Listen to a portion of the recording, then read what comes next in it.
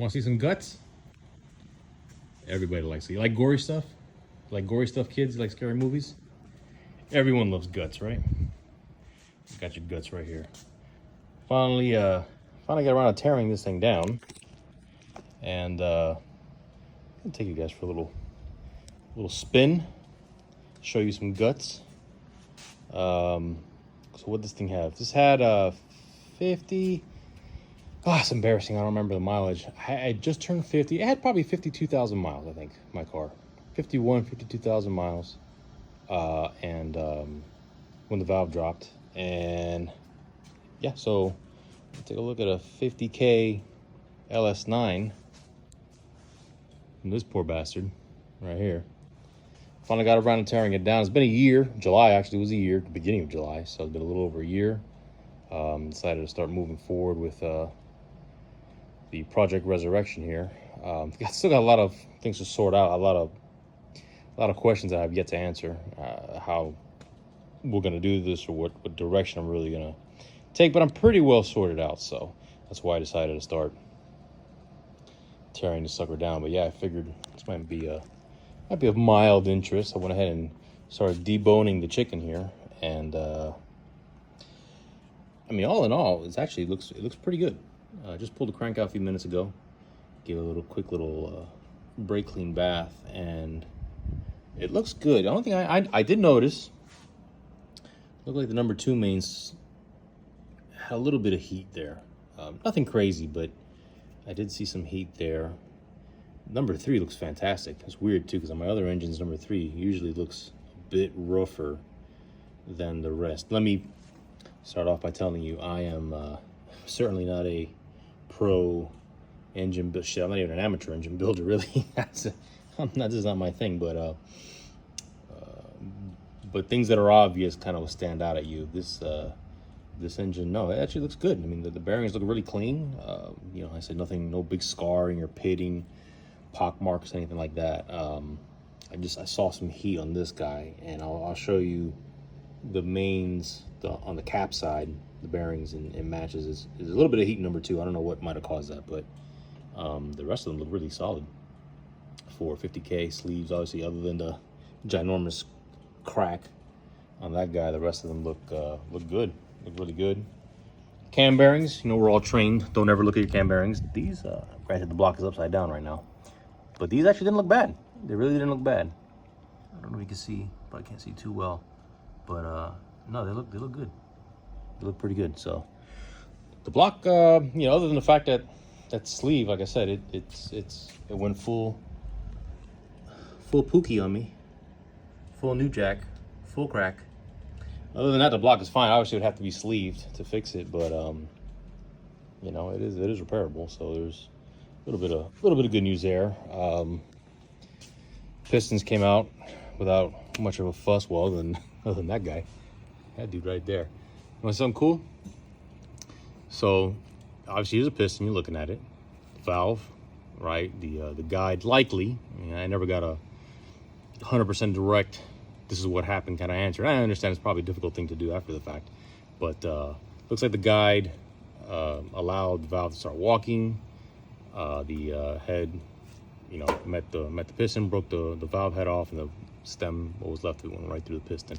What's impressive to me about these slugs here is the fact that it went all the way through this thing and almost pressed a perfect chunk of this piston out. You don't think these things are pretty strong? It didn't fracture, it didn't crack, splinter, split. It just punched a hole straight through it. That's actually kind of impressive. These pistons are beefier, stronger than you know, might have thought otherwise. Funny enough, here's an LS1 piston that swallowed a. Long story. It was an Allen key. The Allen key was actually sticking right out. You can actually see the hex on that hole.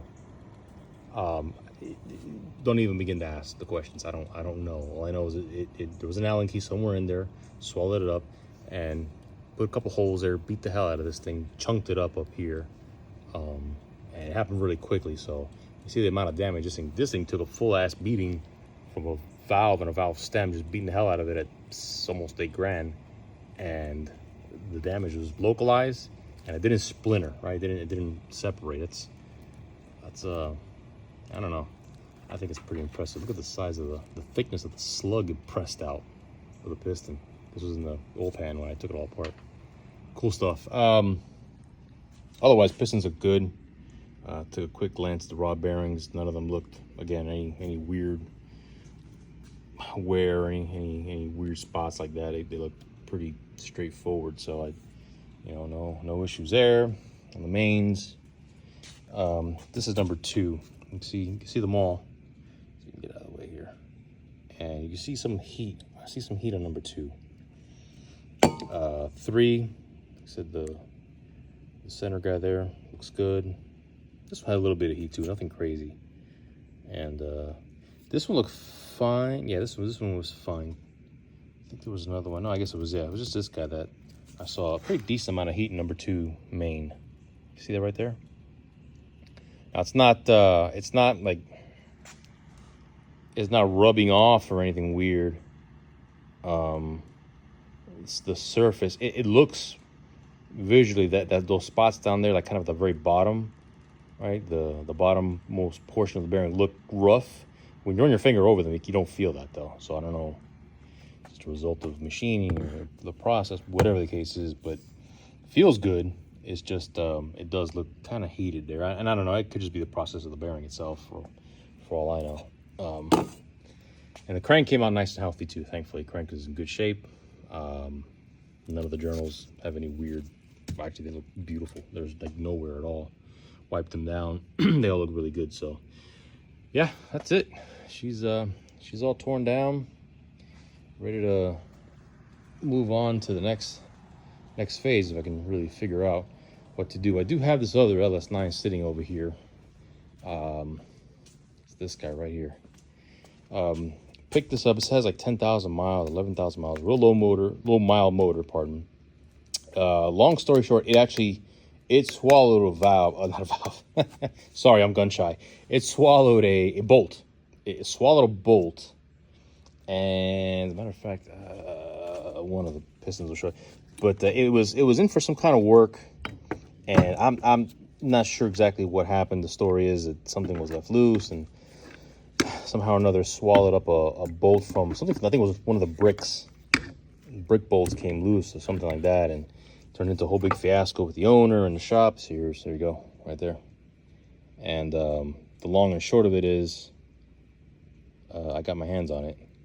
This piston obviously got beat up pretty good. Some of the pieces that flew out, nicked up another piston. But this is the one that actually, this is the hole that took the beating from that little 10 millimeter bolt I was bouncing around. But that's the extent of the damage on the block itself. Let's see if I can spot it for you. Here it is. All right, so you see that little indentation right there on the sleeve. Now, I don't know if you can tell, but this is above the ring sweep. Okay, it's above the ring sweep, so it shouldn't have any sealing issues whatsoever, because the rings do not, this is below the ringland, and right there, same thing. This one concerns me a little bit more because it actually crests the very top of the sleeve, and I don't know if you can tell, but this is actually, it's not a 90 degree, it's beveled.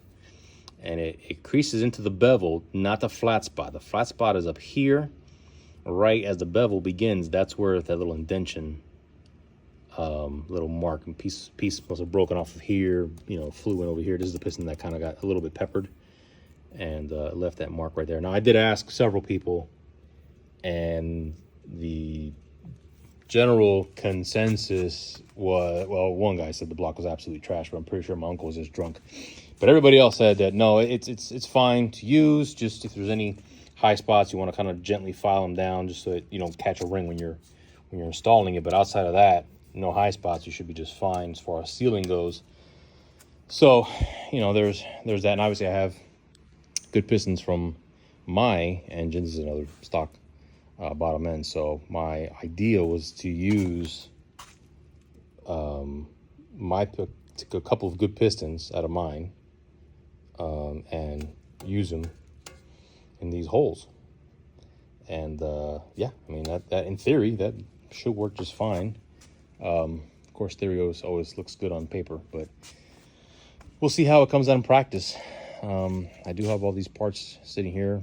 It's probably the direction I'm going to go in. I thought about sleeving my block, sending it out to LME, having repair the sleeve, replace the sleeve, and fixing the engine up that way.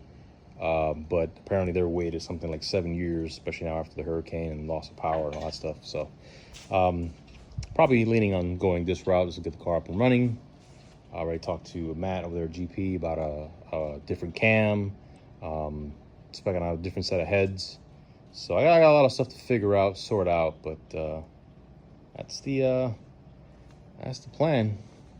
That is the plan. So yep, hope you enjoyed the tour of the innards, the guts of the old gray dud here. And as soon as I know what's going on, make another video and fill you guys in. I know you're dying to know. Thanks. Stay tuned.